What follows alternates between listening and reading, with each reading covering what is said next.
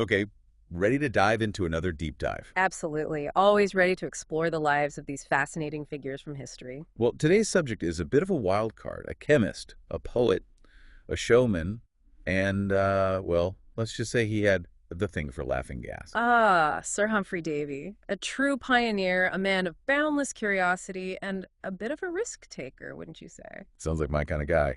So, where do we even begin with a character like this? Let's start with his humble beginnings. Born in 1778, Davy didn't have the typical path to scientific success. No fancy degrees, no prestigious university labs. So, how did he become one of the most celebrated scientists of his age? Well, he was a self-taught chemist, a bit of a maverick. His first laboratory was actually a makeshift setup in his attic. An attic lab. Oh, Okay, that's pretty cool. I'm picturing beakers bubbling and strange smells wafting through the house. you're not far off. And get this, he used an old enema syringe as an air pump for his experiments.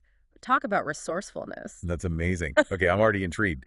So, this attic chemist, what kind of scientific discoveries did he make? Well, he's perhaps best known for his work with nitrous oxide, laughing gas. Ah, laughing gas. Yeah.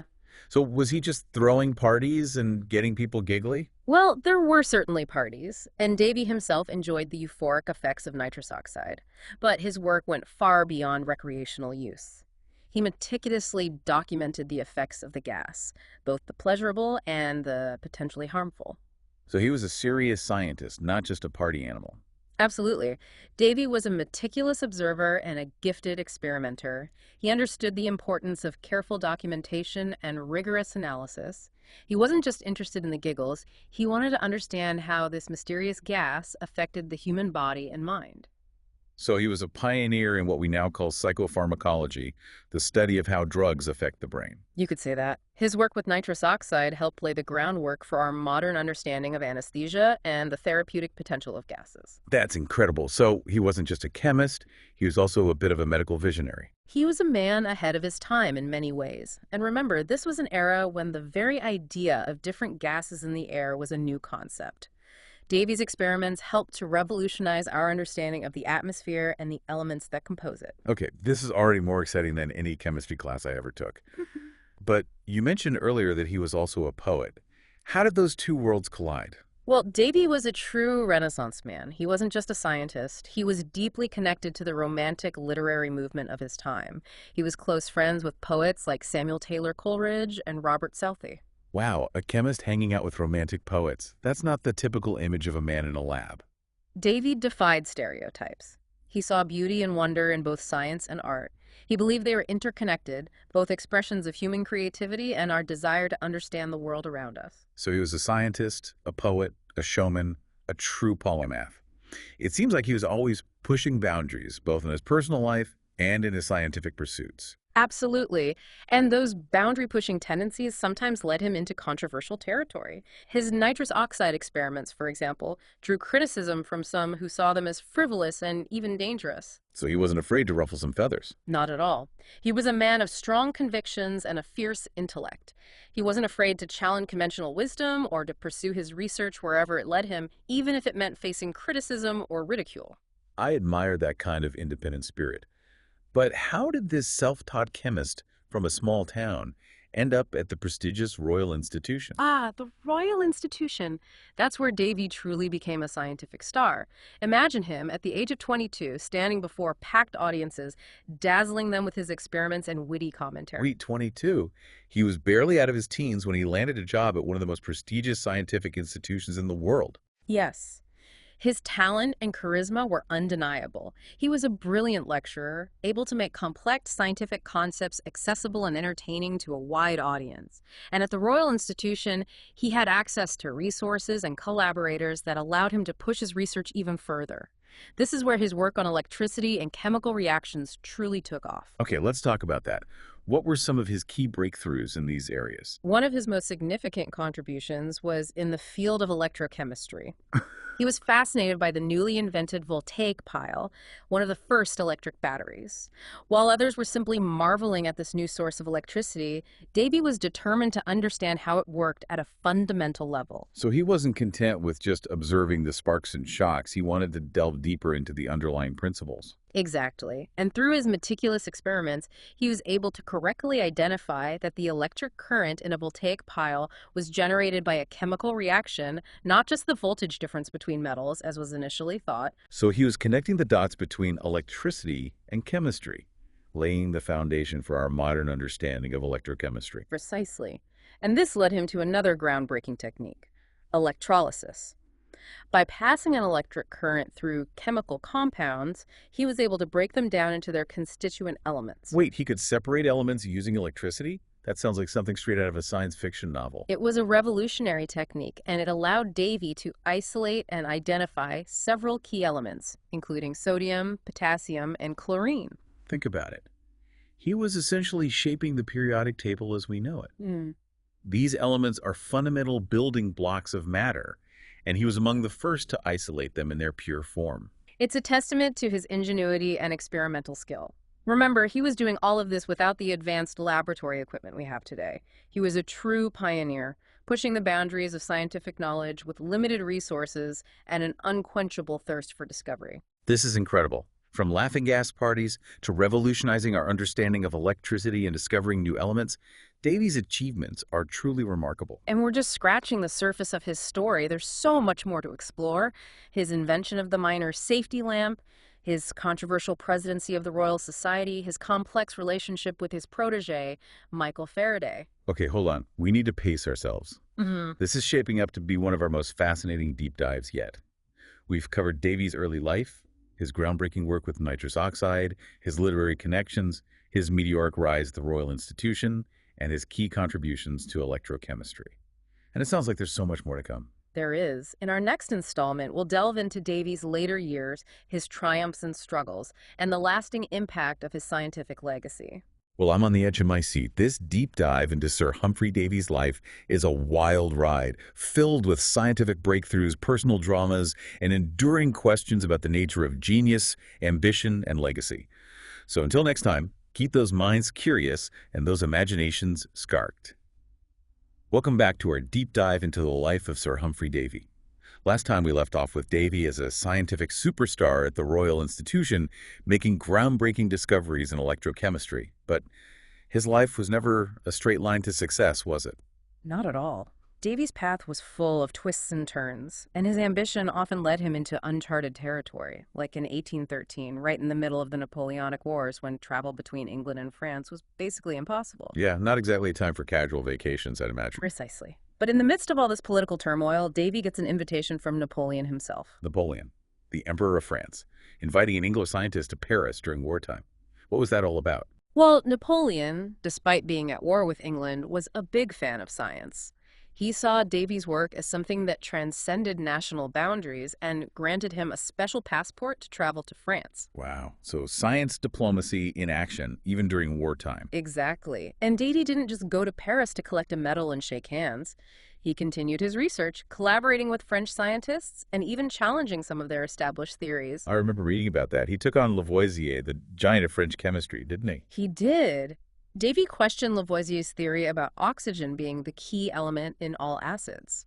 It caused quite a stir in the scientific community.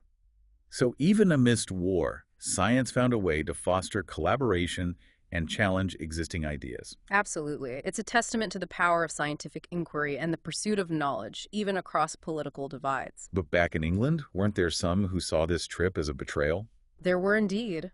Some people criticized Davy for collaborating with the enemy during wartime. It was a controversial move, but Davy was never one to shy away from controversy. Speaking of controversy, let's talk about one of his most famous inventions, the miner's safety lamp. It was a game changer for safety in coal mines, wasn't it? It absolutely was.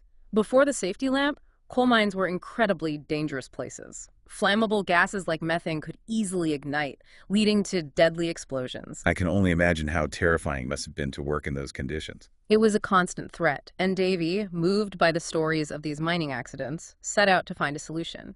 He understood that heat was needed to ignite those gases, so he designed a lamp that would isolate the flame. So how did he do that? He enclosed the lamp's flame within a fine wire mesh. This allowed air to pass through for combustion, but the mesh prevented the heat from escaping and igniting the surrounding gases. Such a simple yet brilliant solution. It's a testament to his ingenuity and his concern for the practical applications of science. It truly is. The safety lamp drastically reduced the number of mine explosions and saved countless lives. It was a major triumph.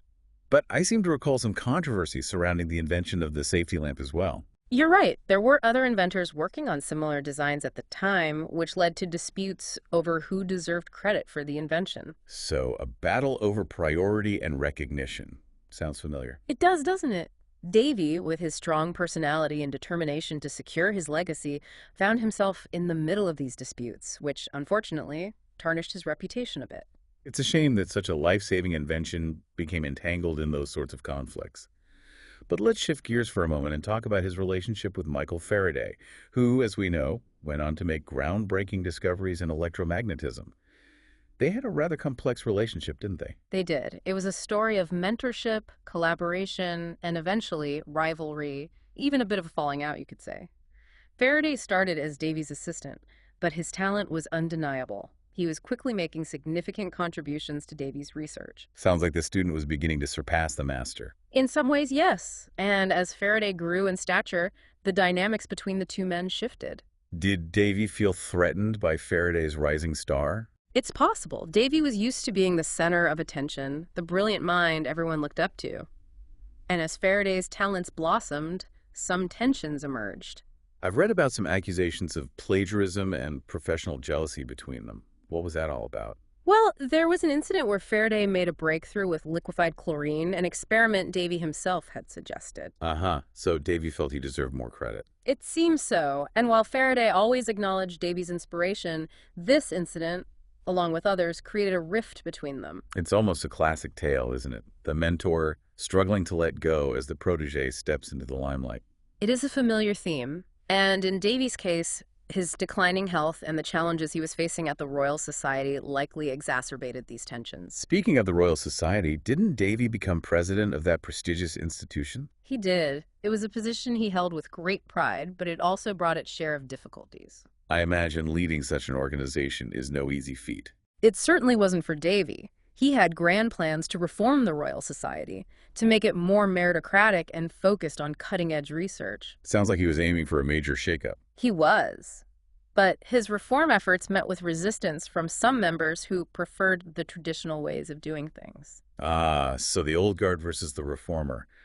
Those battles can be tough. They were for Davy. The internal politics of the Royal Society took their toll on him. So he was facing opposition within the very institution he was trying to lead. Yes, and at the same time, his health was deteriorating. The years of self-experimentation, exposing himself to various chemicals and gases, likely caught up with him. It's a tragic irony, isn't it? The brilliant mind that illuminated the world with its discoveries was now being dimmed by illness. It was a difficult time for Davy. He struggled with numbness in his limbs, difficulty moving, and even cognitive decline. It must have been incredibly frustrating for someone so accustomed to intellectual prowess. I can even imagine. So as he faced these challenges, did his relationship with Faraday improve at all? Sadly, no. While Faraday never completely lost respect for his former mentor, the damage had been done. Their relationship remained strained. What a bittersweet ending to what began as such a promising partnership.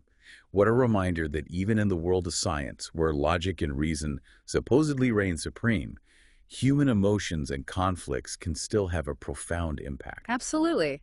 Davy's story is far from a simple tale of scientific progress. It's a story about the human condition, about the interplay of genius, ambition, and the inevitable challenges that arise when brilliant minds collide. Welcome back to our deep dive into the world of Sir Humphry Davy, a truly fascinating and complex figure. Last time we left off with Davy facing some pretty tough challenges, his health declining and his relationship strained. It was a difficult period for him, no doubt. Those final years were marked by both a desire to solidify his legacy and a struggle to come to terms with his own limitations. So, as president of the Royal Society, did he try to make changes, leave his mark on the institution? Absolutely. He had ambitious plans for the Royal Society. He wanted to modernize it, make it more inclusive, more focused on rigorous scientific inquiry. A reformer at heart, then. You could say that. But his reforms, well, they weren't always welcomed. He faced resistance from some members, those who clung to the old ways of doing things. The clash between tradition and progress. A tale as old as time, I suppose. It certainly is, and those battles took their toll on Davy. He was used to success, to accolades. The pushback and internal politics wore him down, especially as his health continued to deteriorate. It's heartbreaking to think of this brilliant mind being slowly eroded by illness. It was a tragic decline, and unfortunately, it seems his earlier recklessness, those self-experiments with various chemicals and gases, might have contributed to his failing health. Yeah, that fearless experimentation, it was a defining trait, but it came with a price. It did indeed. In those final years, Davy struggled with physical pain, numbness, difficulty moving. His once sharp mind became clouded by fatigue and illness. I imagine that must have been incredibly difficult for someone as intellectually driven as Davy. Did he find any solace during this time? He sought comfort in travel, hoping a change of scenery might bring some relief. He journeyed through Europe, reflecting on his life, writing about his experiences, and he reconnected with his wife, who had always been a source of support. So in the face of adversity, he found solace in the simpler things: travel, nature, and the companionship of loved ones. He did, and he continued to write. His final book, Constellations in Travel, is a fascinating blend of philosophical reflections, scientific observations, and personal musings. You can sense his struggle to find meaning and peace as he confronts his own mortality. A final testament to his ever-inquisitive mind. And what about his relationship with Michael Faraday? Did they ever reconcile? Sadly, no. The rift between them never fully healed, a poignant reminder that even the strongest bonds can be fractured by ambition and professional rivalry. It's a bittersweet reminder that the world of science, like any other, is full of human drama and complexity. So, as we conclude our deep dive into the life of Sir Humphry Davy, how should we remember him? Davy's story is a tapestry of brilliance and flaws, triumphs and setbacks. He was a true pioneer, a man of boundless curiosity who revolutionized our understanding of chemistry. His invention of the miner's safety lamp, a testament to his ingenuity and compassion, saved countless lives. And his charismatic lectures helped to popularize science, inspiring generations to come. But he was also a complex individual, driven by ambition and a desire for recognition, which sometimes led to conflicts and strained relationships. His life was a testament to the human spirit's capacity for both greatness and fallibility. And ultimately, I think Davy's story reminds us that science is not just a collection of facts and formulas. It's a human endeavor, a passionate pursuit of knowledge that is often messy, unpredictable, and deeply personal. Well said. This deep dive into Sir Humphry Davy's life has been an incredible journey. We've explored his groundbreaking discoveries, his personal struggles, and the enduring legacy of a man who truly pushed the boundaries of scientific inquiry. Until next time, keep exploring, keep questioning, and never lose that spark of curiosity.